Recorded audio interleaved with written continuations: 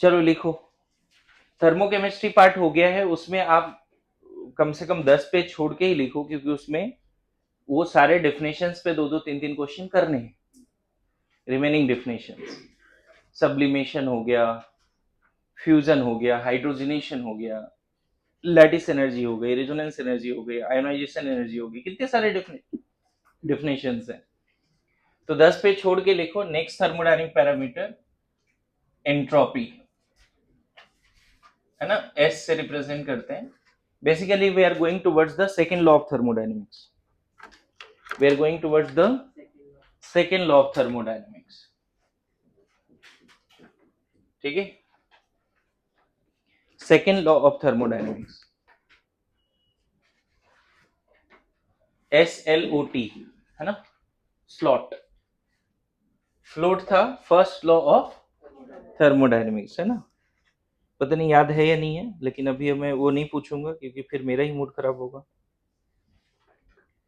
और मूड खराब करने का मेरे को बिल्कुल मन नहीं है। लिखो, spontaneous and non spontaneous process. Entropy को समझने से पहले हमें यह समझना पड़ेगा कि spontaneous and non spontaneous process क्या है। तो सबसे पहले हम स्पॉन्टेनियस प्रोसेस समझते हैं।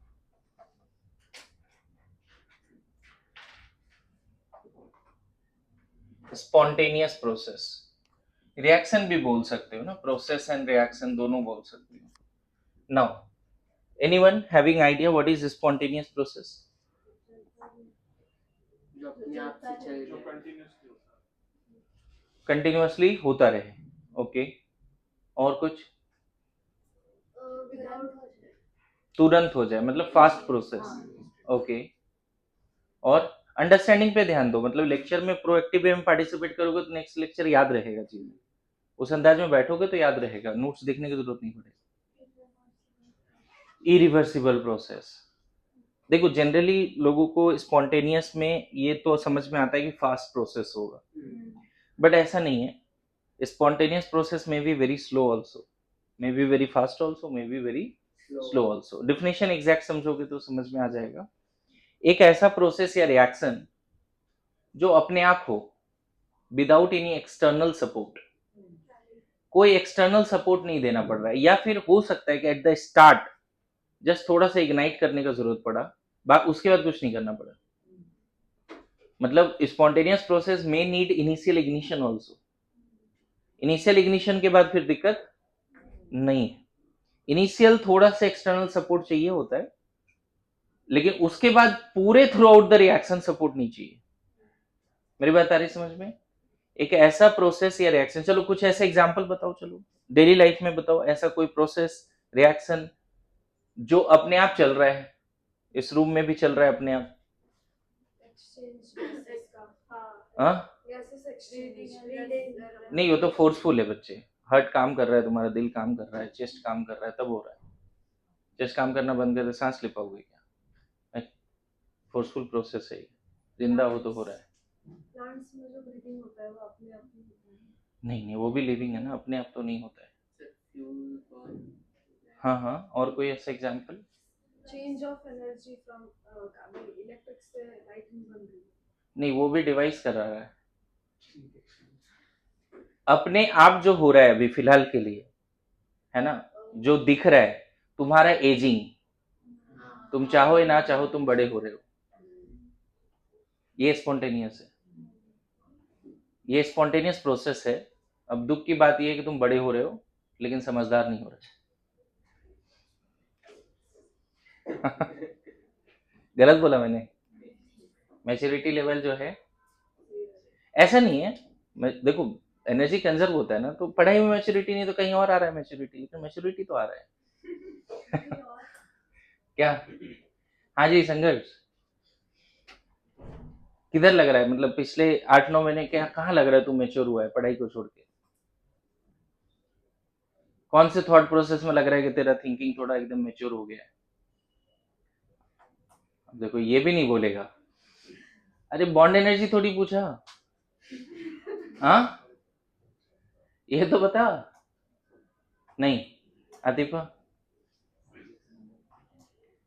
हाँ तू हाँ मैं 8 महीने में सही में कंटेंट क्रिएटर हो गया, मैं बोल ही रहा हूँ। चलो आगे बोलो तुम। हाँ मेरा पढ़ाना जो है खराब हो गया, मैं कंटेंट क्रिएशन में ज्यादा ध्यान दे। नहीं नहीं, पढ़ाना अच्छा ही है। अरे तू तो बोल कुछ, तो मेरे बारे में तो बोल दिया, मैंने अपने बारे में पूछा ही नहीं। अच्छा चल, यही मैच्योरिटी आ गया, लोगों को ऑब्जर्व करना तो सीख गया, वेरी गुड। हाँ लाइफ तेरा तब बदलेगा जब तू खुद को ऑब्जर्व करेगा। हाँ और क्या लग रहा है, पढ़ाई में ग्रोथ हुआ है? हाँ हुआ है, पहले हुआ है। मतलब और दिख 10th क्यों के कंपैरिजन में दिख क्यों नहीं रहा है मेरे को? सर आप हमें 10th सर अच्छा 10th में नेगेटिव में थे बहुत negative। अभी। सर अगर आप हमें 10th में देखते तो आप और लोग ज्यादा क्या और पढ़ाई कर ज्यादा आप अच्छा एक चीज बताओ, एक ऐसा प्रोसेस जो हाईली नॉन स्पॉन्टेनियस है इस क्लास में, highly non spontaneous. Lecture revise ना करना। होमवर्क नहीं करना, लेक्चर रिवाइज नहीं करना, वेरी गुड, है ना? यहाँ तो एक्सटर्नल फोर्स भी है तो भी स्पॉन्टेनियस नहीं है। बताओ, दिन रात ताना मारने वाले लोग हैं, डांटने वाले लोग हैं, ऊपर से एग्जाम में आईना दिखाने वाला लोग है कि एग्जाम का रिजल्ट तुरंत दिखता है, टैप टेस्ट माइनर, उसके बाद भी नहीं बदल रहे। खैर कोई नहीं, लिखो the process which has a natural tendency, the process which has the natural tendency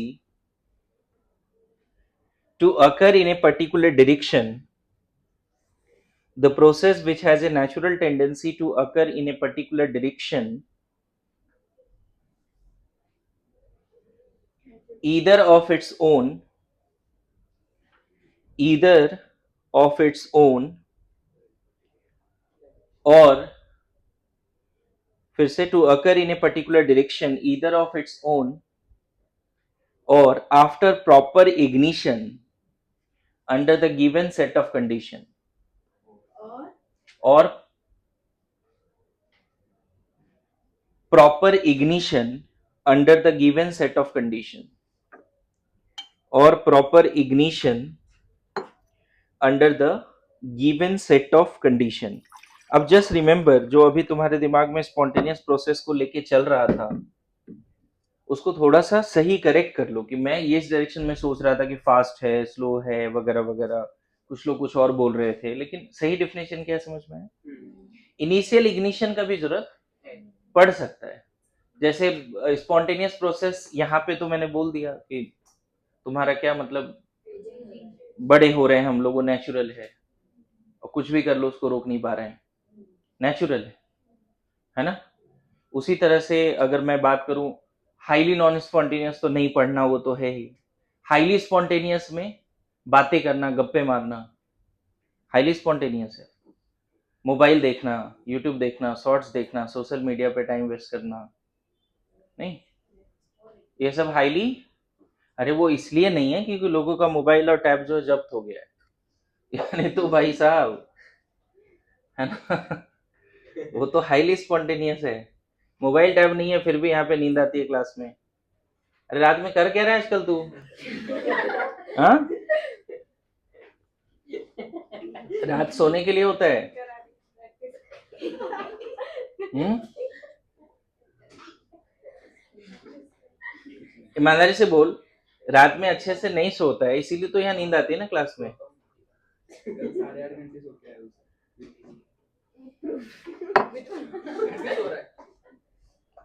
हाँ हाईली स्पॉन्टेनियस में ये भी आ जाएगा फिर, सर बहुत नींद आती है, ये हाईली स्पॉन्टेनियस में भी आ जाएगा। इस पे तू कुछ कर रहा है क्या? हाँ ठीक है चल, अरे मैं हंसी मजाक में बोल रहा हूँ, थोड़ा तबियत का ख्याल रख, है ना? तुम्हारा ही शरीर है भाई। लिखो next all natural processes are, next point, all natural processes are irreversible and spontaneous। ये बात किसी ने बोला था शायद कि स्पॉन्टेनियस प्रोसेस इरिवर्सिबल होता है, तो यहाँ पे इसको इस अंदाज में लिख लो, all natural processes are irreversible and spontaneous, full stop. The natural processes take place of their own in one direction only.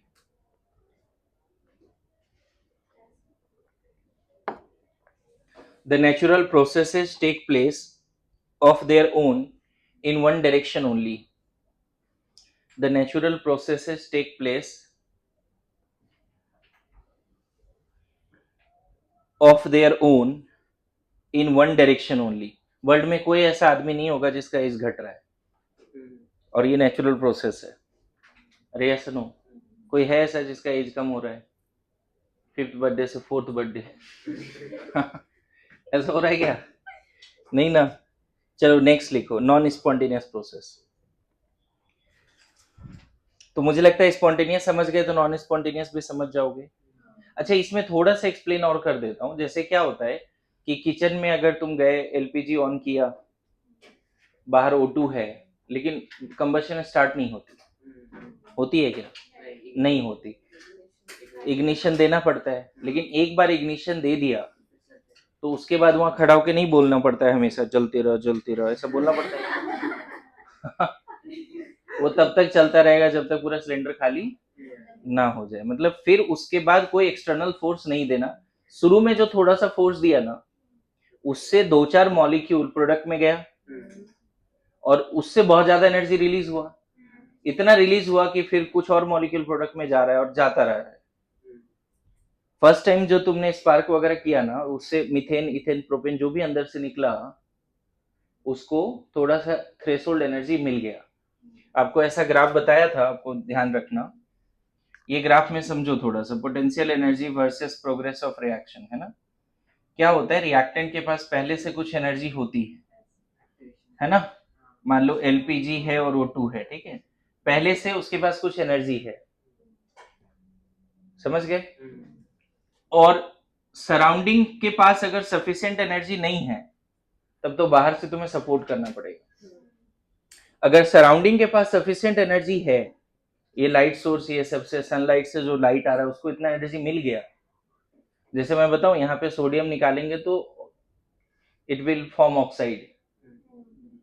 Sodium जैसे, तुम्हें कुछ नहीं करना है, लाइटर वगैरह नहीं देना, अपने आप ऑक्साइड बना लेगा. रीजन, सोडियम और O2 कांटेक्ट में आएगा और सराउंडिंग में सफिशिएंट एनर्जी है TS बनाने के लिए. लेकिन एलपीजी जो निकला है और O2 है, ये सराउंडिंग से भी उतनी एनर्जी इसको नहीं मिल पाती. तो हम लोग क्या करते हैं, उसको थोड़ा सा लाइटर से इग्निशन करते हैं, दैट इज एक्टिवेशन एनर्जी. तब जाके बनता है थ्रेशोल्ड एनर्जी, ट्रांजिशन स्टेट. और ट्रांजिशन स्टेट जैसे ही बना, वो तुरंत कहाँ चला जाता है, प्रोडक्ट में. समझ गए, कहाँ चला जाता है, प्रोडक्ट में. और इसको बोलते हैं डेलेच ऑफ रिएक्शन. ये ग्राफ एक्सोथर्मिक एंडोथर्मिक बताया था, और ये ग्राफ एक्सोथर्मिक रिएक्शन का है. रिएक्टेंट की एनर्जी ज्यादा है, प्रोडक्ट की कम है, और ये डिफरेंस ही है हीट ऑफ द रिएक्शन. समझ में. तो पता है 2-4 मॉलिक्यूल यहाँ गया और एनर्जी रिलीज हुई. उस रिलीज एनर्जी का कुछ पार्ट, थोड़ा सा पार्ट फिर से यहाँ आ गया इसको फिर आगे ले जाने के लिए, और बाकी पार्ट तो हम कुकिंग कर रहे हैं. ऐसा थोड़ी सारा पार्ट फिर वहीं जा रहा है. समझ गए ना. मान लो 5 जूल देना पड़ा तब जाके ही बना, और जैसे ही ऐसा हुआ तो 100 जूल रिलीज हो गई, तो फिर 5 जूल और यूज हो गया इधर. फिर ऐसा चल रहा है, 95 तुम्हें को मिल रहा है हर बार. तो इसको बोलते हैं इनिशियल इग्निशन. एक बार इग्निशन दिया तो बाकी वो अपना संभाल लेगा. कार एक बार स्टार्ट किया, स्कूटी एक बार स्टार्ट किया, छोड़ दो, चलता रहेगा हमेशा. कार का इंजन में कंबशन चल रहा है हमेशा, जब तक फ्यूल टैंक खाली नहीं होगा चलता रहेगा. अरे ऐसा नो. तो some processes are spontaneous but need some initial ignition. It doesn't mean कि वो कांस्टेंट एक्सटर्नल सपोर्ट है थ्रू आउट द चेंज. जब तक पूरी की पूरी रिएक्टेंट प्रोडक्ट में नहीं गई तब तक सपोर्ट नहीं है, जस्ट स्टार्ट में. क्लियर है, समझ गए. और मैं बताऊं, तुम्हारा प्रोसेस स्पॉन्टेनियस बनाने के लिए मैं बहुत एफर्ट डाल रहा हूं कि मैं थोड़ा स्टार्ट कराऊं और तुम मेहनत करना शुरू कर दो. कि एक बार बोल दिया 4 घंटे पढ़ रहे हैं. और मैं बताऊं, कुछ बच्चे इस अंदाज में आते हैं टीचर्स के पास कि सर थोड़ा टारगेट दीजिए ना, और टारगेट लेके जाते हैं, फिर 3-4 घंटे पढ़ते हैं. आते हैं, अभी भी है ऐसा हालत. तो उसको बोलते हैं कि इनिशियल इग्निशन दिया थोड़ा. क्लियर है. मतलब जो चीजें लगती है बहुत डिफिकल्ट है ना. देखो लाइफ का ही है, मतलब हो सकता है नीट तुम्हें बहुत डिफिकल्ट लगे, तुम्हारा ये पावर है. ये है तुम्हारे पास ऑलरेडी, लेकिन तुम टीएस तक नहीं पहुंच पा रहे हो, तो रिएक्शन होगी नहीं, नीट डिफिकल्ट लगता रहेगा। लेकिन कुछ अच्छे लोग अगर सराउंडिंग में रहे ना, जो तुम्हें पॉजिटिव एक्टिवेशन एनर्जी देता रहे कंटिन्यूअसली, तो तुम हर दिन अच्छे से मेहनत कर पाओगे। और ऐसे लोग अगर लाइफ में है तो उसको कभी जाने मत, समझ गए। और बहुत तो ऐसे होते तुम्हारी एनर्जी भी कम कर देगा, अरे ये बहुत डिफिकल्ट, ले और कम हो गया, छोड़ो। मेरे बात समझ रहा है ना? नहीं नहीं नहीं नहीं, चलो तुम भी मत पढ़ो, मैं भी नहीं पढ़ता, ऐसे भी लोग होते हैं। खैर, थोड़ा सा ये समझ में आया। इनिशियल इग्निशन, इनिशियल इग्निशन समझ में आ गया। लिखो नॉन स्पॉन्टेनियस में लिखो, the process which does not occur of its own in a particular direction, the process which does not occur of its own in a particular direction, the process which does not occur of its own in a particular direction, that is a process which does not have a natural tendency, फिर से repeat कर रहा हूं, the process which does not occur of its own in a particular direction, that is a process which does not have a natural tendency to occur in a particular direction, that is a process which does not has a natural tendency to occur in a particular direction either of its own or after initiation। मतलब शुरू में ignite किया तो भी नहीं, ignite किया फिर रुक गया, ऐसा है ना। और after initiation is called non spontaneous process. मतलब ऐसा नहीं है अपने आप तो हो भी नहीं रहा है और इग्नाइट करने के बाद भी नहीं हो रहा है, मतलब उसको हमेशा बोलना पड़ेगा, कंटिन्यूअस सपोर्ट देनी पड़ेगी, तब जाके कुछ ऐसा हो। जैसे एक सिंपल एग्जांपल बताऊं, मान लो ग्राउंड लेवल से वाटर टैंक में लेके जाना है, तो मोटर ऑन करके फिर बंद कर दो, क्या चलता रहेगा प्रोसेस? जब तक आपको पानी नीचे से ऊपर लेके जानी है तब तक मोटर ऑन ही होना चाहिए। ऐसा कि इनिशियल इग्निशन में स्टार्ट कर दिया, चल रहा है, नहीं हो रहा है, तो ये नॉन स्पॉन्टेनियस प्रोसेस है, क्योंकि कंटिन्यूअस सपोर्ट देना पड़ रहा है तभी चल रहा है ये बातें। ठीक है, लिख लो, non spontaneous process may be made to occur, non-spontaneous process may be made to occur, non-spontaneous process may be made to occur when energy from some external source is, non-spontaneous process may be made to occur when energy from some external source is supplied continuously throughout the process। मतलब non spontaneous process होता रहेगा, मतलब हो जाएगा, ऐसा नहीं कि नहीं होगा, लेकिन थ्रू आउट द प्रोसेस उसको क्या चाहिए? एक्सटर्नल सपोर्ट चाहिए, है ना। External source is supplied, not force. फिर से रिपीट कर रहा हूं, non spontaneous process may be made to occur when energy from some external source is supplied continuously throughout the process, is supplied continuously throughout the process. Clear है? समझ में आ रहा है?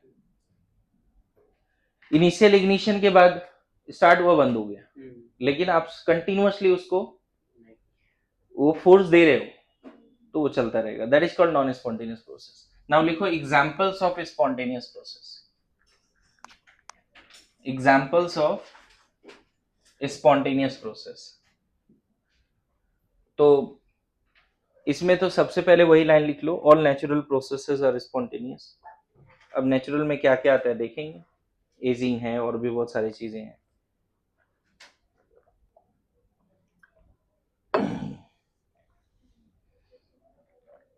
एग्जाम्पल्स ऑफ स्पॉन्टेनियस प्रोसेस, तो क्या लिखा? All, है ना, नेचुरल प्रोसेस और रिएक्शन। इसमें बस एक एग्जाम्पल लिख लेना, एजिंग, ठीक है, और भी हो सकते हैं लेकिन जरूरत नहीं है उसका ज्यादा। Flow of heat from high temperature to low temperature, क्या ये स्पॉन्टेनियस होगा? हाई टेम्परेचर से लो टेम्परेचर हीट अपने आप जाएगा या फोर्स लगानी पड़ेगी? अपने आप जाएगा, है ना। लेकिन यही नॉन स्पॉन्टेनियस में बोलेंगे लो टेम्परेचर से हाई टेम्परेचर क्या हीट की फ्लो हो सकती है? हॉट बॉडी से कोल्ड बॉडी में हीट की फ्लो अपने आप हो सकती है। उल्टा होगा क्या? नहीं होगा ना। नेक्स्ट लिखो, flow of charge from high potential to low potential, flow of charge from high potential to low potential. Next, flow of gas from high pressure to low pressure. नहीं, चार्ज का भी जो इलेक्ट्रिक वायर में जो charge flow हो रहा है वो स्पॉन्टेनियस है, बस वहां पोटेंशियल डिफरेंस अगर है तो वो स्पॉन्टेनियस है।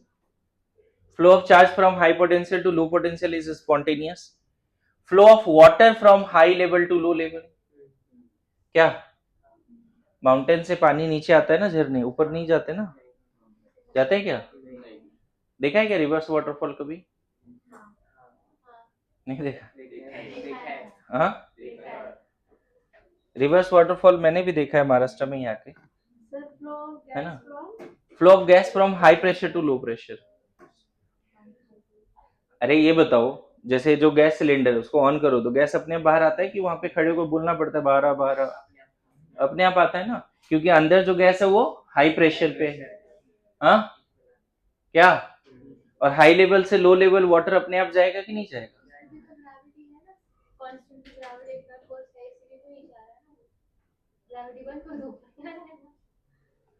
देखो, ट्रू है, बिल्कुल ट्रू है, लो लेवल से हाई लेवल पे भी ग्रेविटी है, लेकिन वो तो नहीं हो रहा है, वहां पे पंपिंग करनी पड़ती है हमेशा।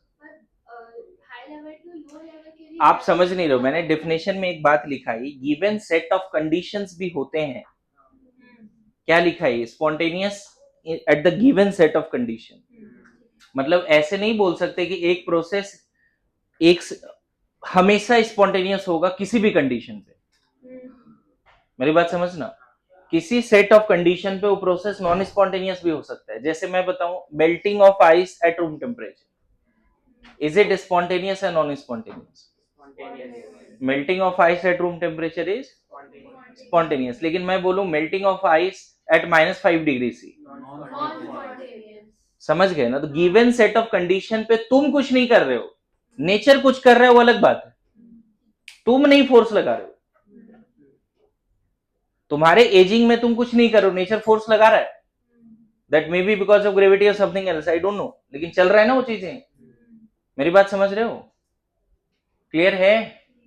बहुत सारे ऐसे मूवीज वगैरह हैं जहां पे बोलते हैं कि वो क्रायो टाइप में स्लीपिंग चेंबर में चले जाते हैं, 100 साल तक एज ही नहीं चेंज होता। देखो, एजिंग भी नॉन स्पॉन्टेनियस है, होता है ना ऐसा।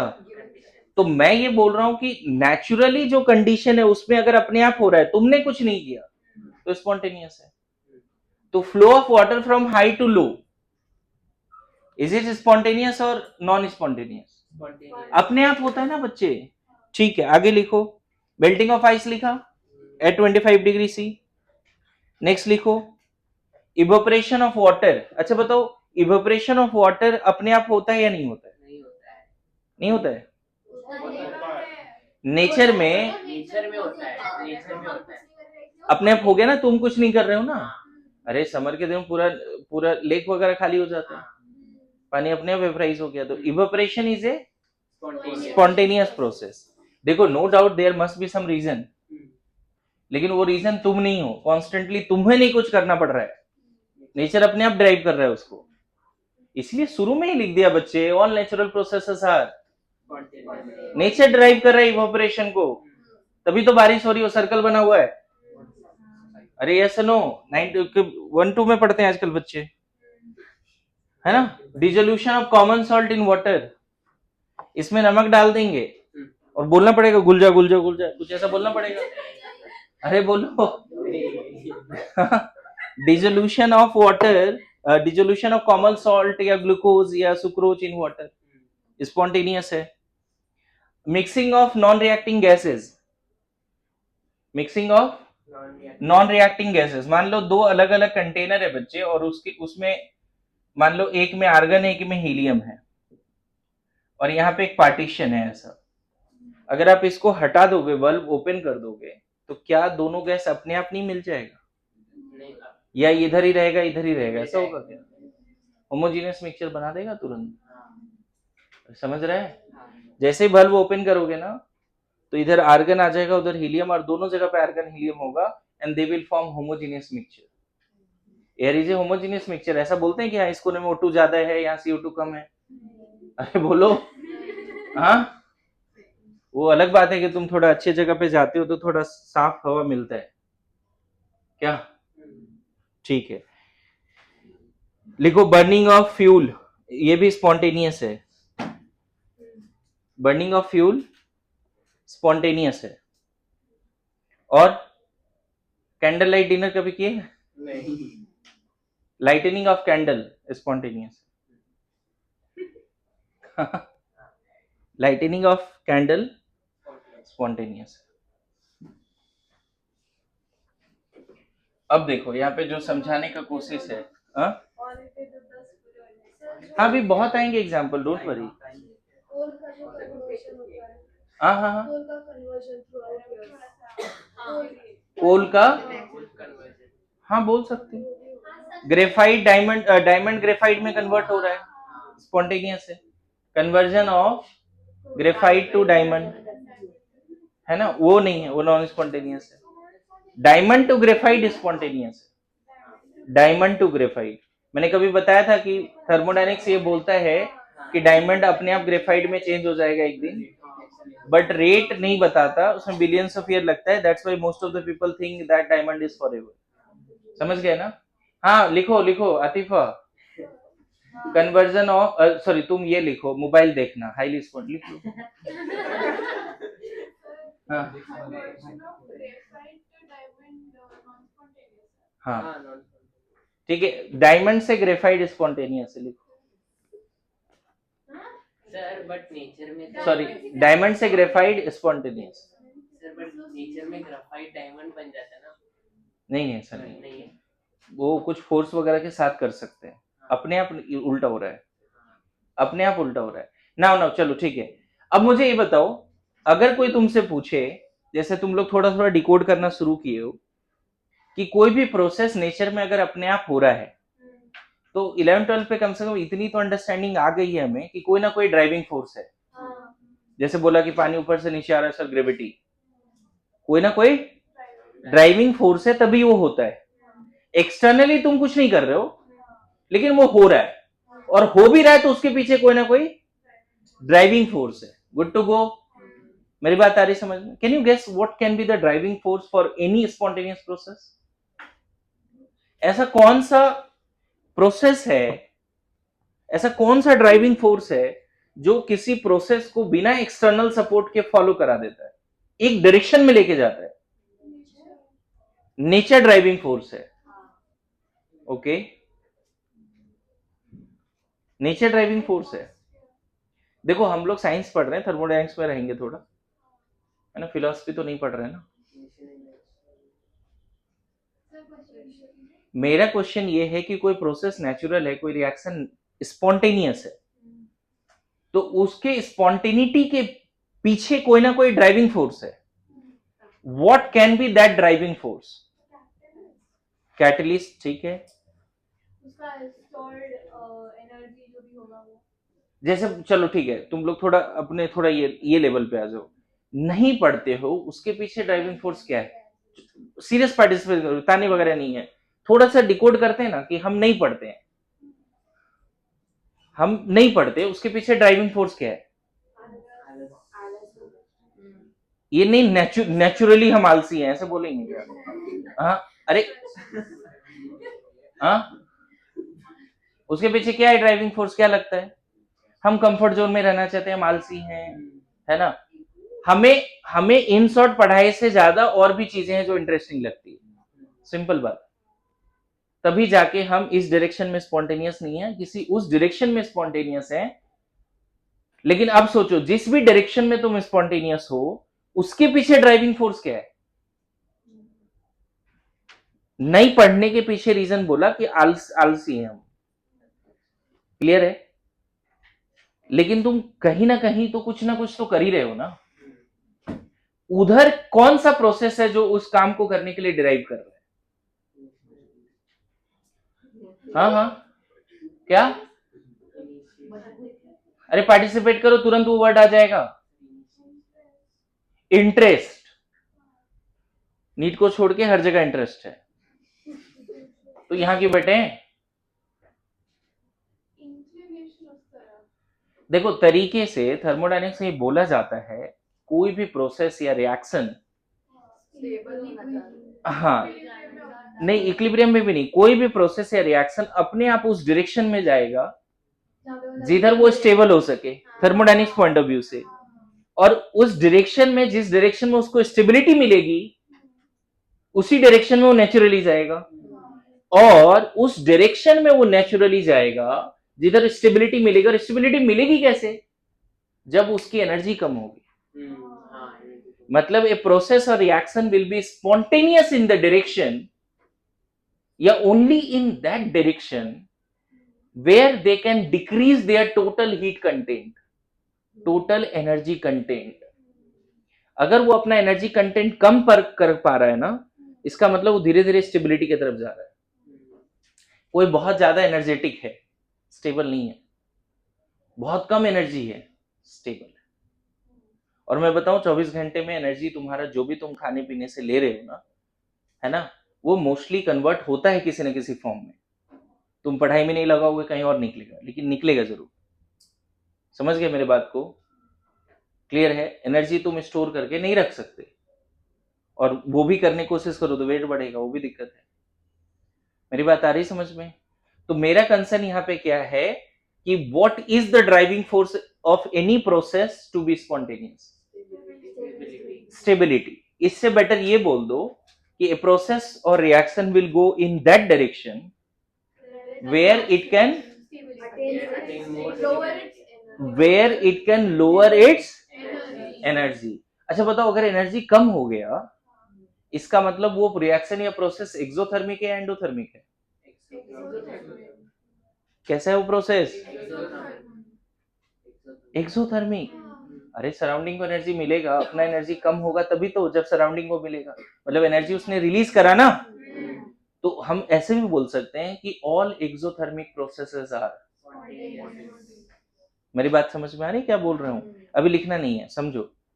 अब एक एनसीईआरटी में एक सवाल है यहां पर कि अभी तक जितना आप समझे उसके बेसिस पे बता रहा हूं। एनसीईआरटी में एक सवाल है,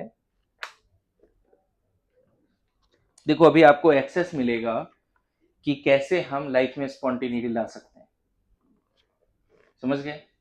यहाँ पे देखो स्पॉन्टेनिटी एक वर्ड है, यहां से शुरू है, और यहाँ पे एक क्वेश्चन है तुरंत, is decrease in enthalpy, decrease in enthalpy मतलब exothermic, is the only criteria for spontaneity? Question क्या पूछा, समझ में आ रहा है? मैंने भी क्या बोला, नेचुरल टेंडेंसी एनी प्रोसेस और reaction will go in that direction where it can minimize their energy, that means exothermic, right? Now question arises here कि this is the only criteria for a process to be spontaneous, या कुछ और भी हो सकता है? क्या? जैसे बोलो बोलो, अगर लग रहा है कुछ और हो सकता है तो एनर्जी ही आए ना फिर यहाँ पे, एनर्जी कम हुआ ना, किसी भी तरह का एनर्जी कम होना मतलब एनर्जी ही क्राइटेरिया है, कोई और क्राइटेरिया है, ये बात है। किसी भी तरह का एनर्जी कम हो रहा है मतलब स्पॉन्टेनियस है, लेकिन क्या ये ऑलवेज सही है? मैं बोल रहा हूं कि driving force is always decrease in energy, ये लाइन 100% सही है, गलत है?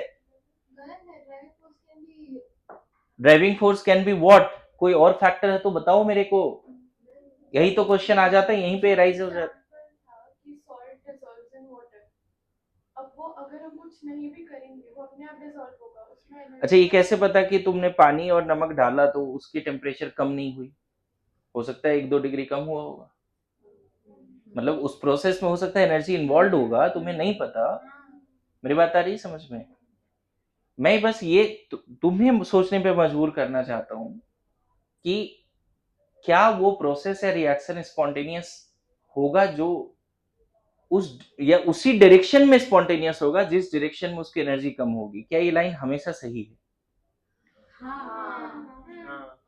the process or reaction will be spontaneous in the direction where it can minimize the energy. Is it always true? That means वही question है, is decrease in enthalpy is the only criteria for spontaneity? Question ये है. अब यहाँ पे समझना एक बड़ा अच्छा बात है कि अभी जो तुम दो गैस को मिक्स कर रहे थे ना, मिक्सिंग ऑफ गैस में अगर आइडियल है तो एनर्जी ना ही बढ़ता है ना ही घटता है.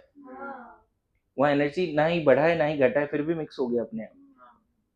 मतलब ये लाइन 100% सही नहीं है कि हमेशा द प्रोसेस और reaction will go only in that direction where energy decreases. ये हमेशा सही नहीं है.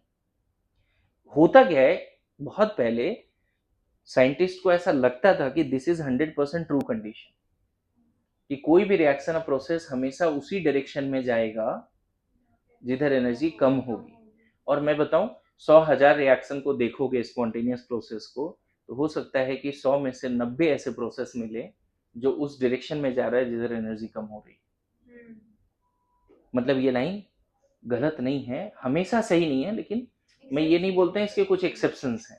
जैसे मैं बताऊं, अगर मान लो कार्बन सॉलिड को बर्न किया, O2 बनाया, तो ये प्रोसेस में CO2 बना. और आपको पता है कंबशन एक्सोथर्मिक होता है. मान लो मैंने -500 किलो जूल लिख दिया, सपोज हीट ऑफ कंबशन. तो बताओ क्या ये प्रोसेस CO2 के डायरेक्शन में स्पॉन्टेनियस है या उल्टा स्पॉन्टेनियस? क्या आप CO2 से कार्बन और O2 बना लोगे? CO2 से ये बना लोगे क्या? This process will go in the direction where energy decreases automatically. अब यहाँ पे ऐसे समझो, ये दोनों जब कंटेनर में था तो इसकी हीट कंटेंट मान लो 1500 है. ये एक्सोथर्मिक एंडोथर्मिक बताया था. जब ये आपस में रिएक्ट कर गया, CO2 बना दिया, तो इसकी हीट कंटेंट 1000 है. तो ऑटोमेटिकली धीरे धीरे कंबाइन होकर ये बना दिया. और पता है इस डायरेक्शन में स्पॉन्टेनियस भी है, क्योंकि इस डायरेक्शन में एनर्जी क्या हो रही है? कम हो रही है. इनफैक्ट सारे फ्यूल O2 से रिएक्ट करके प्रोडक्ट बनाता ही और उसी डायरेक्शन में स्पॉन्टेनियस. जितने भी फ्यूल है ना, लगभग सब रिएक्ट करके. और क्यों इस डायरेक्शन में स्पॉन्टेनियस है? क्योंकि फ्यूल की एनर्जी ज्यादा है और जो प्रोडक्ट बन रहा है उसकी एनर्जी कम है. अगर तुम यहाँ पे दूसरा एग्जांपल लेते, मान लो मीथेन प्लस O2, यहाँ CO2 वाटर बनेगा. यहाँ पे पता है क्या है, मीथेन और O2 की एनर्जी जो है मान लो 2000 है. और जब ये रिएक्ट करके CO2 वाटर बनाएगा, उसी डब्बे में थोड़ी देर बाद क्या आ जाएगा? इसी डब्बे में दोनों कंबाइन होके क्या आ जाएगा? ये दूसरा डब्बा नहीं है, वही डब्बा. बात समझे? CO2 and water. और पता चला इसकी हीट कंटेंट जो है 1000 है. तो ये हमें ना बहुत नेचुरल सा लगता है कि हाँ सर सही भी है, उस डायरेक्शन में ले जाओ सिस्टम को जहाँ एनर्जी क्या हो रही है? कम हो रही है. हमें इसमें लॉजिक दिखता है. अरे ये सुनो, इसमें प्रॉपर लॉजिक दिखता है कि हाँ सर, हम मुझे तो लग रहा है कि इस डायरेक्शन में जाना चाहिए, क्योंकि उस डायरेक्शन में एनर्जी क्या हो रही है? कम हो रही है. System will have natural tendency, generally यहाँ पे मस्त मत बोल देना. System has most of the time natural tendency to go only in that direction where it can minimize their energy. Good to go? Only in that direction where it can minimize the energy. मैं बताऊं, ऐसे 1000 example लिखूं, सब में वही दिखता है कि उसी डायरेक्शन में जाएगा जिधर एनर्जी क्या होगी? कम होगी. मेरी बात आ रही समझ में? इस तरह के बहुत सारे एग्जाम्पल हम लिख सकते हैं. ठीक है, तो लिखो. When we observe all the spontaneous processes or reaction, when we observe all the spontaneous processes or reaction, when we observe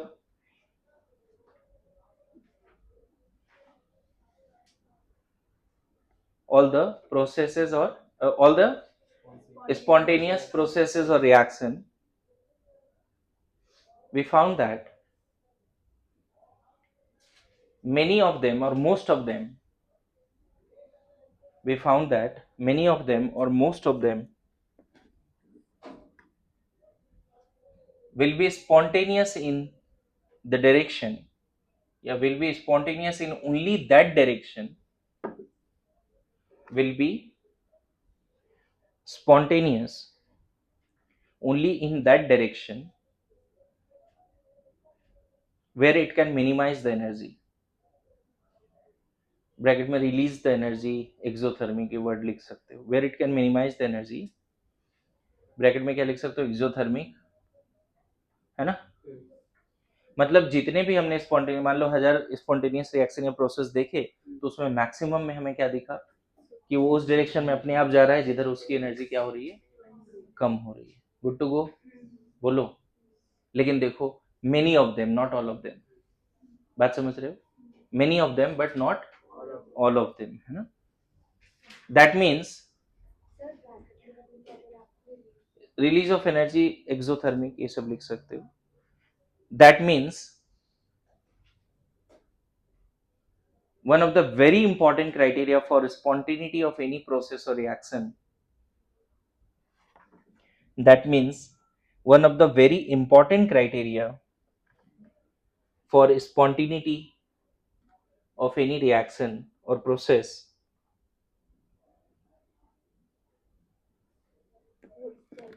that means one of the very important criteria for spontaneity of any process or reaction is the tendency to attain minimum energy state, to attain minimum energy state or maximum stability. minimum energy मतलब maximum, है ना। that means the very important criteria for spontaneity of any process or reaction, है ना, any process or reaction is क्या, is the tendency to minimize, is the tendency to minimize, या is the tendency to attain minimum energy state, is the tendency to attain minimum energy state or maximum stability. ये बहुत important criteria है।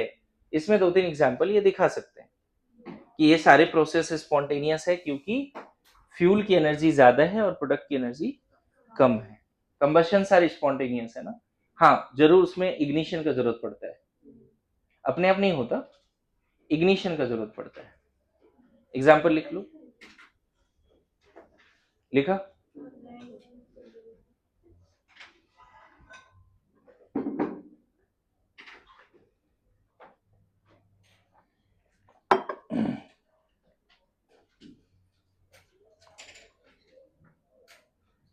आगे बढ़े। नहीं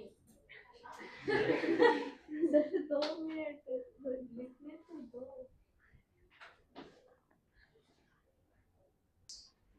okay, सो क्या कोई ऐसा रिएक्शन या प्रोसेस है, अब चलो थोड़ा दिमाग लगाओ, क्या कोई ऐसा, इधर बहुत दिमाग लगा लिया, अब इधर लगाओ दिमाग, क्या कोई ऐसा प्रोसेस या रिएक्शन है जो अपने आप उस डायरेक्शन में जा रहा है जिधर उसकी एनर्जी बढ़ रही है, एनर्जी बढ़ रही है फिर भी उसी डायरेक्शन में जा रहा है। क्या कोई ऐसा प्रोसेस रिएक्शन स्पॉन्टेनियस है in the direction where their energy increases. मैं क्या पूछा, समझ में आया?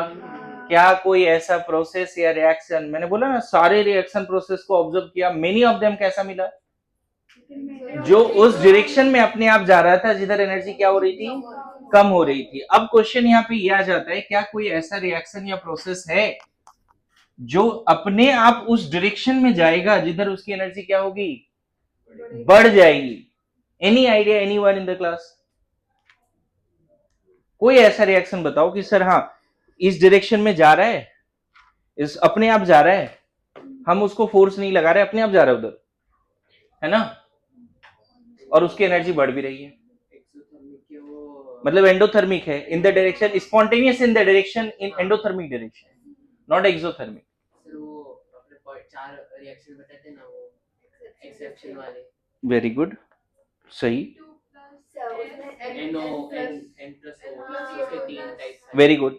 देखो यहाँ पे एनसीईआरटी में ना एक ग्राफ करके समझाया भी है, उसको लिखेंगे भी। यहाँ पे देखो 3 रिएक्शन लिखा है जो एक्सोथर्मिक है, और स्पॉन्टेनियस है। 3 एग्जाम्पल लिखा भी है, लेकिन इधर एक एग्जाम्पल ऐसा लिखा है जो अभी इसने डिकोड किया। कैसे डिकोड किया जी तुमने? सर वो बताया था। देखो, ये एनसीईआरटी का एग्जाम्पल है, इसका एंथैल्पी पॉजिटिव है 33.2 किलो जूल पर mole of NO2। Heat of formation है ये क्या है बच्चे? Heat of formation of NO2। देखो तो 1 मोल NO2 बन रहा है from the elements in their standard state. ये एक्सोथर्मिक है। सी ग्रेफाइट प्लस एंडोथर्मिक है ना, पॉजिटिव लिखा है उधर, plus 2 of sulphur solid liquid gives CS2 liquid. ये भी एनसीईआरटी में दिया है, ये भी एंडोथर्मिक है ना। ये 2 एग्जाम्पल ही दिया, ज्यादा नहीं दिया। देखो यहाँ पे ऐसा भी लिख रहा है कि रिएक्टेंट की एनर्जी कम है, प्रोडक्ट की एनर्जी ज्यादा है। ग्राफ बनाया है, यहाँ पे उल्टा है, रिएक्टेंट की कम है, रिएक्टेंट की ज्यादा है, प्रोडक्ट का कम है। पता है इसका ग्राफ हम जब बनाएंगे ना तो ऐसा बनेगा, ऐसा, रिएक्टेंट की एनर्जी कम, प्रोडक्ट की एनर्जी। इससे पहले वाला जो रिएक्शन लिखा उसमें समझ में, पता है ये रिएक्शन नेचुरली स्पॉन्टेनियस है in the direction forward direction, मतलब एनर्जी बढ़ रहा है फिर भी स्पॉन्टेनियस। खतरनाक बात है, मतलब अपने आप उस डायरेक्शन में जा रहा है जिधर उसकी एनर्जी बढ़ रही है, हीट कंटेंट बढ़ रही है, मतलब उसकी स्टेबिलिटी कम हो रही है फिर भी उस डायरेक्शन में जा रहा है। एनर्जी बढ़ रही है, इसका क्या मतलब है? स्टेबिलिटी कम हो रही है। पक्का? अब बात आता है भाई साहब इसके लिए ड्राइविंग फोर्स क्या है। अब बात आता है कि सर एक तो एनर्जी ड्राइविंग फोर्स था, एक एनर्जी ड्राइविंग फोर्स था, इसके लिए ड्राइविंग फोर्स क्या है, ऐसी बात आ रही है। समझ गए? अब एक और एग्जांपल, इससे थोड़ा और अच्छा एग्जांपल, ज्यादा अच्छा समझ में आएगा। ये बताओ मेल्टिंग एक्सोथर्मिक है एंडोथर्मिक है? Melting endothermic. सॉलिड से लिक्विड बनाने के लिए हीट देनी पड़ेगी या नहीं? अच्छा, लिक्विड से वेपर बनाने के लिए एंडोथर्मिक। Very good. मुझे बताओ बच्चे, पूरी की पूरी तालाब खाली हो जा रही है, नहीं हो रही है क्या? और ये एंडोथर्मिक है भाई, लो, ये तो स्पॉन्टेनियस मैंने लिखा था, इवेपोरेशन ऑफ वाटर स्पॉन्टेनियस अपने आप होता है ना जी। बताओ नेचुरली पानी जो है वेपर में जाता है? नहीं जाता, नेचुरली जाता है। अच्छा, डीप फ्रीजर के अंदर आप खोलो, वहां भी वेपर दिखेगा, नेचुरली हुआ ना चीजें। अरे यस नो, टेम्परेचर उतना कम है फिर भी वेपर बन रहा है। अरे यस नो। अच्छा, इस रूम में अगर आइस निकाल ले तो क्या मेल्ट नहीं हो जाएगा अपने आप? हो जाएगा ना, मेल्ट हो जाएगा। इसको बोलते हैं एंथैल्पी ऑफ फ्यूजन, जो कि पॉजिटिव होगा। इसको बोलते हैं एंथैल्पी ऑफ वेपराइजेशन, जो पॉजिटिव होगा। इन सब के लिए ड्राइविंग फोर्स क्या है भाई? अपने आप फॉरवर्ड जा रहा है, अपने आप फॉरवर्ड जा रहा है। इन सब के लिए ड्राइविंग फोर्स क्या है? तो we have few reactions or process which are spontaneous in the direction where energy increases, that means endothermic, that means endothermic। समझ गए? now the driving force over here, research ये बोलता है कि यहाँ जो ड्राइविंग फोर्स है उसी का नाम है एंट्रोपी। उसका नाम क्या है? एंट्रोपी। एक नया थर्मोडायनेमिक पैरामीटर अभी इंट्रोड्यूस हुआ आपके बकेट लिस्ट में। यहाँ पे क्या है? नाउ एंट्रोपी थर्मोडायनेमिक्स किस अंदाज में लिया जाए? Entropy is something which is called randomness या डिसऑर्डरनेस। बोला जाता है नेचर का नेचुरल टेंडेंसी होता है to go in the direction where it can minimize the energy, जो लिख लिया है, और maximize the randomness, maximize the disorderness। That means enthalpy is not the final criteria for spontaneity. There is one more criteria for spontaneity called entropy। entropy, अब बताओ इन दोनों में ज्यादा रैंडम कौन है, लिक्विड या वेपर? वेपर। रैंडम सिंपल समझ रहे हो ना, जैसे हिंदी में बोलते चंचल कौन ज्यादा है, उस टाइप की बात है। डिसऑर्डर कौन है? इन दोनों में ज्यादा रैंडम कौन है? लिक्विड। अच्छा यहाँ देखो, सॉलिड से क्या बन गया? लिक्विड। रिएक्टेंट में सॉलिड और लिक्विड है, लेकिन यहाँ सिर्फ लिक्विड है। अरे यस नो, समझ में आ रहा है? मतलब ऐसा कोई भी प्रोसेस या रिएक्शन स्पॉन्टेनियस अगर है इन द डायरेक्शन, तो उस डायरेक्शन में दो बातें हो रही होंगी, या तो एनर्जी घट रहा होगा, देखो एंड नहीं बोल रहा हूं, ये दोनों क्राइटेरिया एक दूसरे से इंडिपेंडेंट है, क्योंकि यहाँ एनर्जी बढ़ रहा है फिर भी उसी डायरेक्शन में जा रहा है ना। अगर एनर्जी डोमिनेटिंग क्राइटेरिया होता तो कभी उस डायरेक्शन में जाता क्या ये? कभी नहीं जाता। यहाँ डोमिनेटिंग क्राइटेरिया क्या है? एंट्रोपी। यहाँ डोमिनेटिंग क्राइटेरिया क्या है? Entropy. Enthalpy and entropy are independent to each other. मतलब हम ये नहीं बोलेंगे जिस डायरेक्शन में एनर्जी घट रहा है उसी डायरेक्शन में रैंडमनेस भी बढ़ेगा, may be may not be.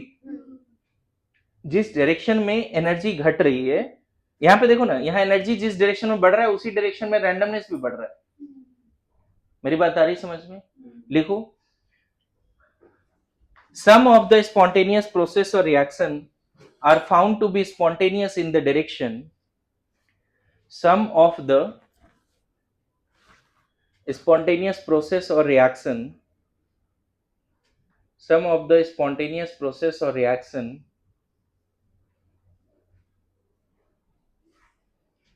some of the spontaneous process or reaction are found to be spontaneous in the direction where energy increases.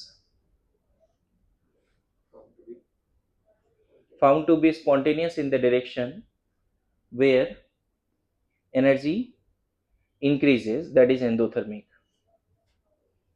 Absorption of energy है ना, absorption, that is endothermic absorption of energy.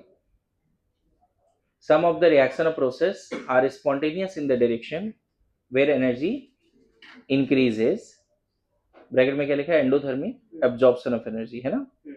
यहाँ तक ठीक है? And this is surprising also, लिखना है एक बार, this is. क्यों सरप्राइजिंग है? अभी तक तो ये बात बड़ा कन्विंसिंग लग रहा था हमें कि सर वो डायरेक्शन में जाएगा अपने आप जहाँ एनर्जी कम होगी। ये तो कन्विंसिंग था, लॉजिकल था। लॉजिक खराब हो रहा है ये। हमने हजारों रिएक्शन को देखे और सारे रिएक्शन में उसी डायरेक्शन में स्पॉन्टेनियस मिला जिधर एनर्जी कम हो रहा था। अचानक से इस ऑर्डर को ब्रेक किया है, तो भाई साहब सरप्राइज तो होगा। अरे yes no, and this is surprising also, है ना? Full stop. When we observe these reactions closely, when we observe these reactions closely,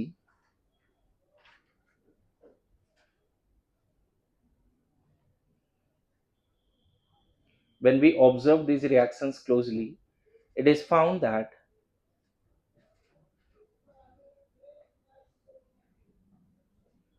in the direction of spontaneity,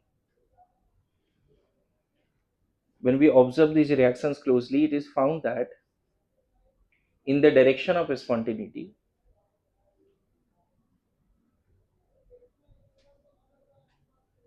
in the direction of spontaneity, energy increases,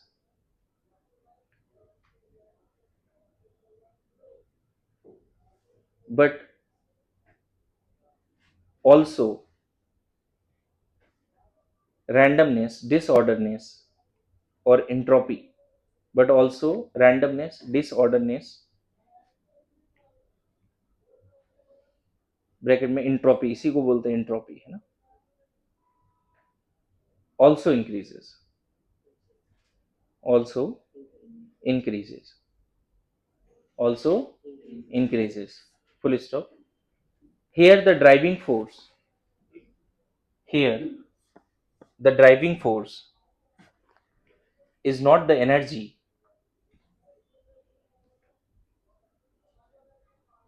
but the tendency to attain maximum randomness. Here the driving force is not the energy,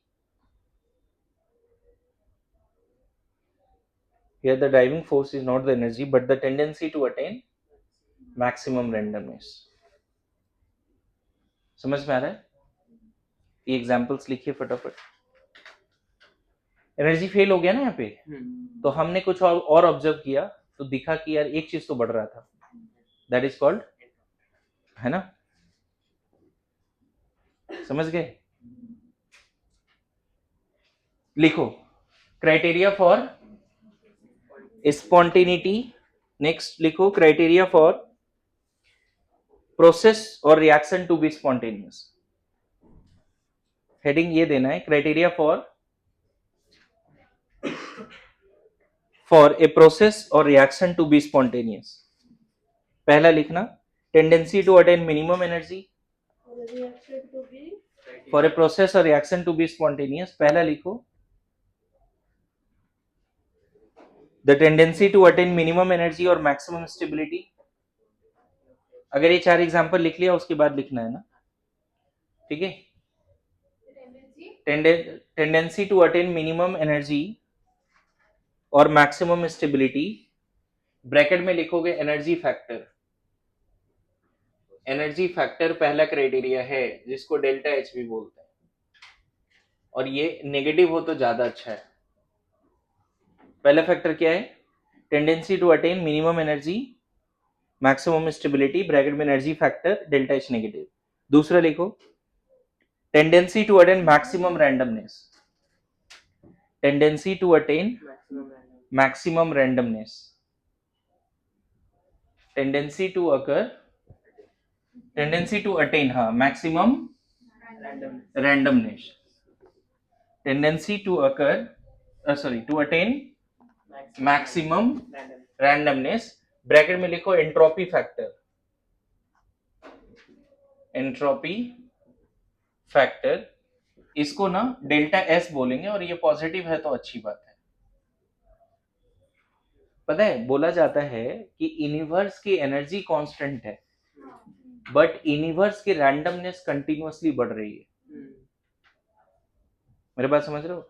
ऐसे बोल सकते हो, अर्थ, अगर अर्थ ही हमारा universe है मान लो, तो अर्थ का टोटल एनर्जी कांस्टेंट है।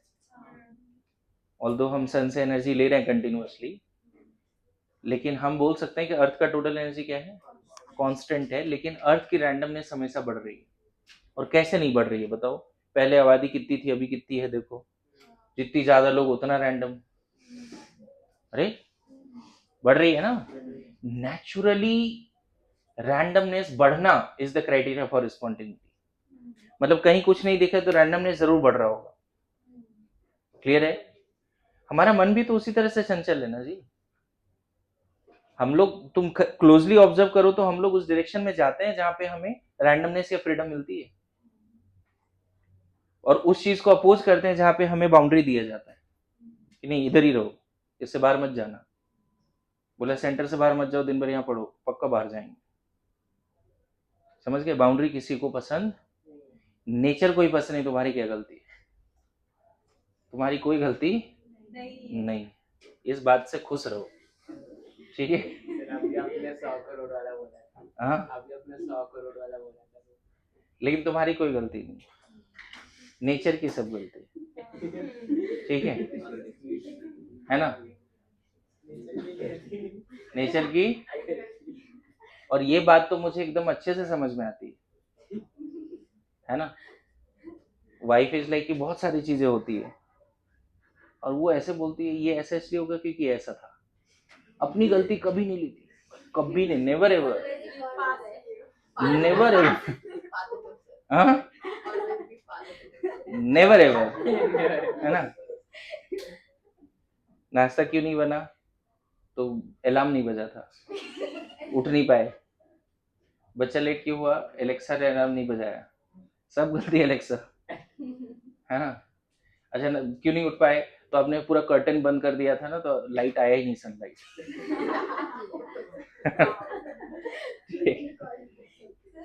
है ना? क्या?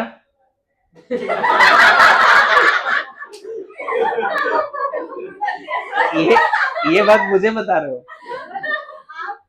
7-8 साल हो गए शादी को, मुझे पता है भाई। I am married already, disturb. खैर चलो, बात की बात है। क्या बात कर रहा है? अच्छा ठीक है, ये एडिट हो जाएगा। हाँ सुन बातें नहीं, टॉपिक में रहते। हेडिंग दो, एंट्रोपी। अच्छा, वही हेडिंग दिया था क्या? हाँ, तो अब एंट्रोपी के बारे में लिखना शुरू करेंगे पॉइंट वाइज एंट्रोपी। अभी तक देखो इतना टाइम लगा मुझे एंट्रोपी इंट्रोड्यूस करने में।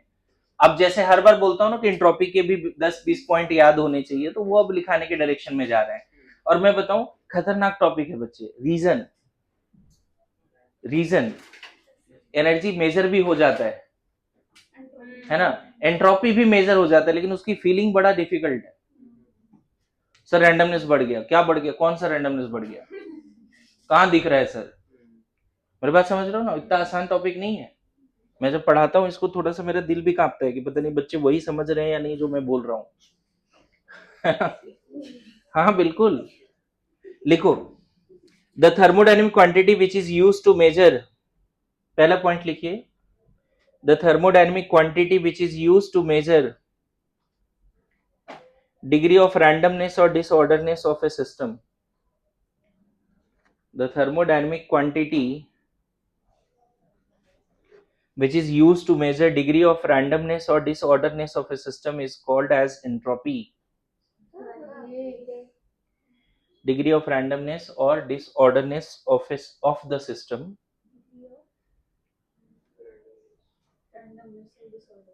अंग्रेजी में मीनिंग समझते हो रैंडमनेस और डिसऑर्डरनेस का? पक्का? which is used to measure degree of randomness or disorderness of the system is called as entropy. तो ब्रैकेट में ये लिख सकते हो कि entropy is proportional to disorderness और रैंडमनेस। ये दो वर्ड क्यों कैरी कर रहे हैं जी, एक वर्ड क्यों नहीं कैरी कर रहे हैं? डिसऑर्डर भी बोल रहे हैं, या तो डिसऑर्डर या रैंडम, दो वर्ड क्यों कैरी कर रहे हैं? सिर्फ रैंडमनेस क्यों नहीं बोल रहे हैं? रैंडम में भी ऑर्डर हो सकता है ना सर, डिसऑर्डरनेस मतलब रैंडमनेस में ऑर्डर कैसे होगा? स्कैटर्ड रहेगा पर उसका है रहेगा। देखो इसको ऐसे समझना कि एक कंटेनर में अगर मान लो सिर्फ O2 है, सिर्फ O2 है, तो O2 से हम अलग अलग ऑर्डर नहीं बना सकते। O2 से सिर्फ हम रैंडमनेस की बातें कर सकते हैं। जैसे मान लो इस क्लास में सिर्फ लड़के होते तो हम एक सीक्वेंस में बैठाते और कोई ऐसा रैंडम ऑर्डर नहीं होता, डिसऑर्डरनेस नहीं होता, सब ऐसे लड़के ऐसे ऐसे बैठे हुए, मतलब उसमें डिसऑर्डरनेस नहीं कर सकते। आइडेंटिकल ऑब्जेक्ट के बीच में क्या डिसऑर्डरनेस करोगे? आइडेंटिकल ऑब्जेक्ट्स के बीच में रैंडमनेस की बात करोगे। आइडेंटिकल ऑब्जेक्ट के बीच में रैंडमनेस की बात जैसे बॉयज गर्ल्स है तो यहाँ पे हम डिसऑर्डरनेस की भी बातें कर सकते हैं। समझ गए ना? अगर यहाँ पे O2 और N2 दोनों हैं तो आप ये रैंडम भी हो सकता है और डिसऑर्डर भी हो सकता है। मेरी बात समझ रहे हो? लेकिन अगर सिर्फ पूरे सिस्टम सिर्फ एक ही तरह का गैस है तो वो सिर्फ रैंडम हो सकता है, डिसऑर्डर नहीं हो सकता। समझ में आ रहा है ना? इसलिए दो वर्ड है। मैं बताऊं, रैंडमनेस भी बढ़ गया तो भी एंट्रोपी बढ़ेगी, डिसऑर्डरनेस बढ़ गया तो भी एंट्रोपी बढ़ेगी, दोनों बढ़ गया तो भी बढ़ेगी, इसीलिए दोनों वर्ड कैरी कर रहे हैं। समझ गए? लिख लो।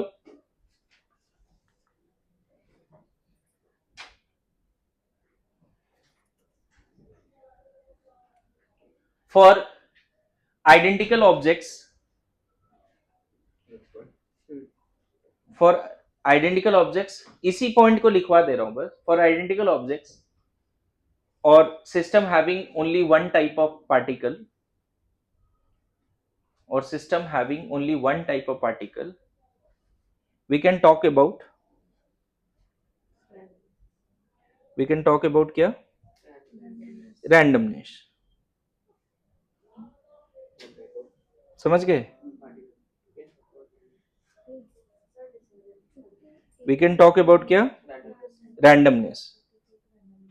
whereas system having more than one type of constituent particle, जैसे दो अलग अलग गैस है, whereas system having more than one type of constituent particle, तो हम लोग क्या क्या बात कर सकते हैं?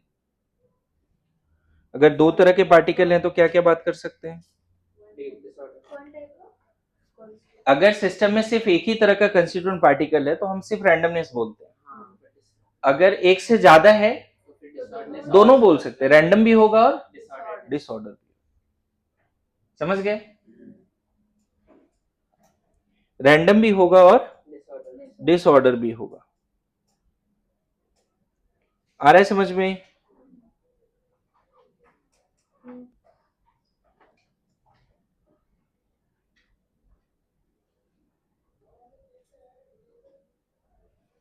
पक्का आ रहा है समझ में?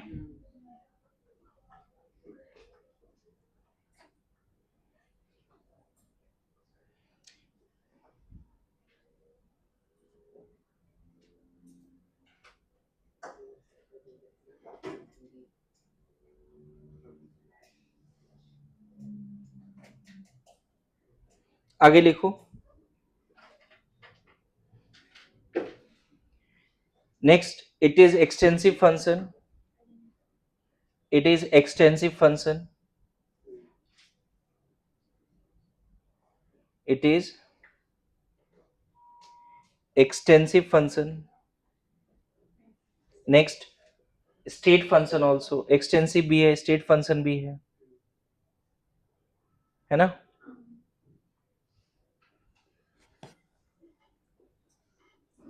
ठीक है, लिखो। exact randomness of a system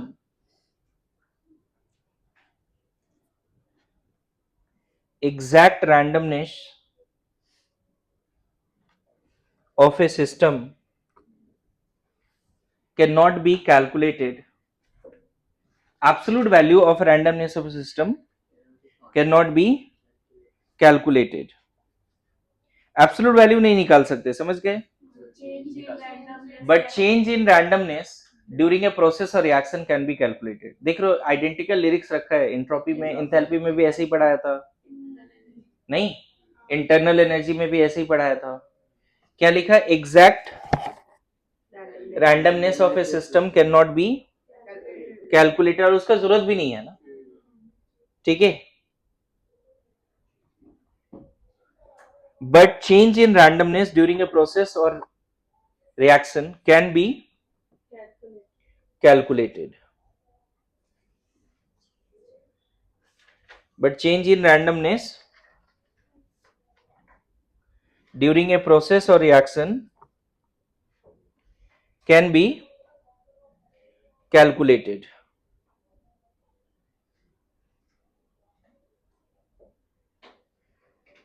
आगे लिखिए।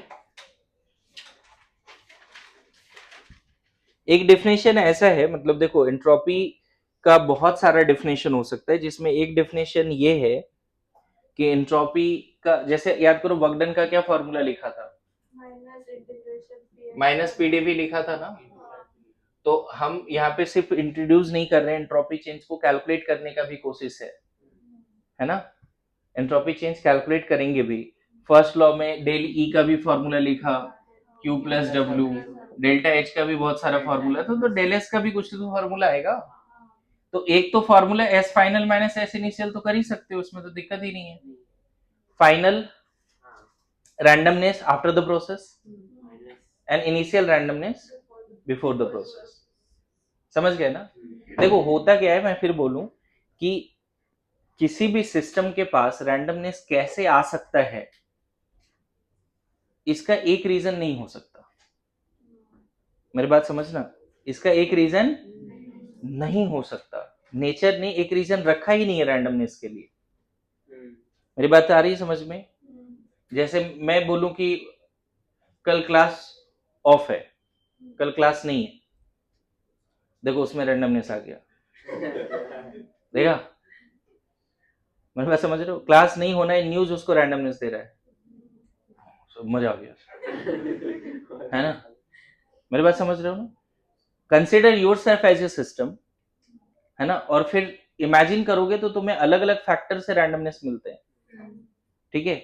मान लो किसी एग्जाम में मार्क्स बहुत ज्यादा आ गया तो रैंडमनेस मिल जाती, बहुत कम आ गया तो नहीं मिला, अच्छा नहीं लग रहा, फील गुड नहीं हो रहा है। किसी को बहुत पैसे मिल गए तो रैंडमनेस आ गया, किसी के पैसे खो गए, है ना? समझ रहे हो ना? तो यू एज ए सिस्टम या थर्मोडायनेमिक में कोई भी एक गैसियस सिस्टम है, उसका रैंडमनेस बढ़ने और घटने का एक रीजन नहीं है, बहुत तरह के रीजन हो सकते हैं। जैसे गैस को अगर तुम एक्सपेंड करोगे तो ज्यादा स्पेस में वो फैल जाएगा, तो उसकी रैंडमनेस ज्यादा हो जाएगी। गैस को कम स्पेस में रखोगे तो उसका ज्यादा स्पेस है ही नहीं कि जहां रैंडम मोशन कर सके, तो उसकी रैंडमनेस क्या हो जाएगी, कम हो जाएगी। मेरी बात आ रही है? थर्मोडायनेमिक्स में थोड़ा स्टिक करें, बोलो। अच्छा, NaCl को पानी में डाला तो रैंडमनेस क्यों बढ़ा? क्योंकि हर आयन अब फ्रीली घूम रहा है। यहाँ पे कहीं ना कहीं मॉलिक्यूलर और इलेक्ट्रॉनिक लेवल पे जाके देखोगे ना, तो उसकी फ्रीडम बढ़नी चाहिए, तब हम बोलते हैं रैंडमनेस बढ़ा है। उसकी फ्रीडम बढ़नी चाहिए। जैसे सॉलिड से लिक्विड आ गया, तो लिक्विड ज्यादा रैंडम है या सॉलिड? लिक्विड। लिक्विड से गैस बन गया, क्या लग रहा है मॉलिक्यूलर लेवल पे कैसे समझे कि रैंडमनेस बढ़ा या घटा है? इंटरमॉलिक्यूलर फोर्सेस अगर वीकेस्ट है, कंस्टिट्यूएंट पार्टिकल के बीच में अगर फोर्स कम है तो रैंडमनेस सबसे ज्यादा है। समझ में आ रहा है? लाइफ में फ्रीडम चाहिए, कम से कम रिश्ते बनाइए। समझ में आ रहा है? सिंगल रहो, खुश रहो। हाँ क्या? लिखो, आगे लिखो। लेकिन एक रीजन यहाँ पे जो बताना चाहता हूं, ये तो लिख ही लेना उस पॉइंट के बाद। एक रीजन ये बोलना चाहता हूं, थर्मोडायनेमिक्स रिसर्च में ये बोला गया,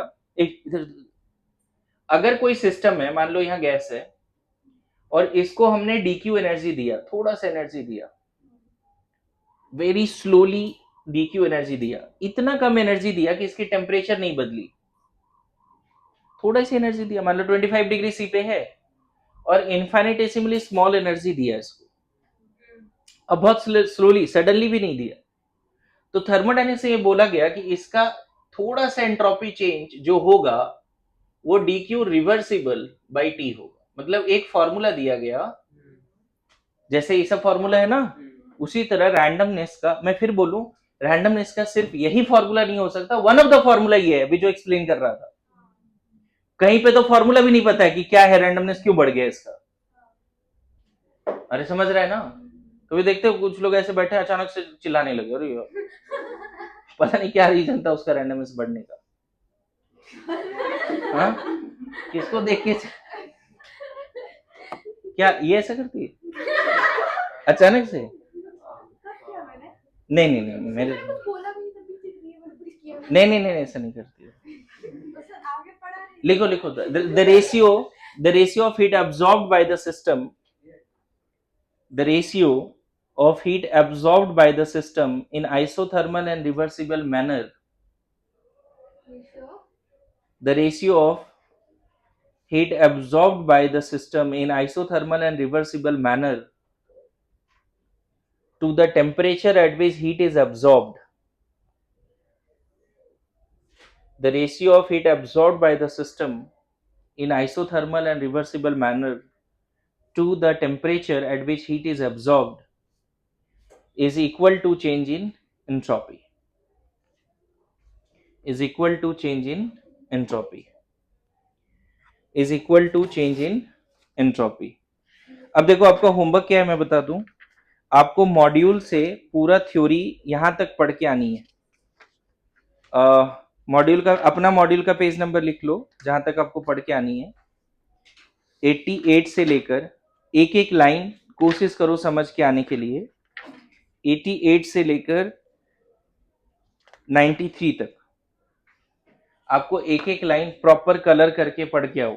and same thing can you read from NCERT and old module also. NCERT और ओल्ड मॉड्यूल से भी सेम बातें आपको पढ़ के आनी है, ठीक है? Thank you so much.